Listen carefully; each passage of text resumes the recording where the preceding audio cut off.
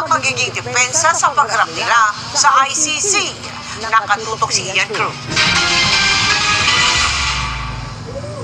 Patuloy na naghahanda ang legal team ni dating Pangulong Rodrigo Duterte na dinala sa The Hague sa Netherlands para paharapin sa kasong crimes against humanity kaugnay ng madugong war on drugs. Sabi ng kanyang dating Labor Secretary na si Attorney Silvestre Bello III. Kabilang sa mga kasama niya sa pulong para sa pagdepensa ng dating Pangulo, sina Attorney Martin Delgra, Attorney Israelito Torion, Attorney Vic Rodriguez, Attorney Fred Lim na kaklase ng Pangulo, at Attorney Cesar Billy Dulay na dating Commissioner ng BIR. Nauna rin sa team nila si dating Executive Secretary Salvador Mejaldea na kasama ng dating Pangulo nang ibiyahe ng otoridad papuntang Netherlands. Kabilang sa pinag-aaralan kung paano gumugulong ang kaso sa ICC. We have to prepare for his defense, initially defense.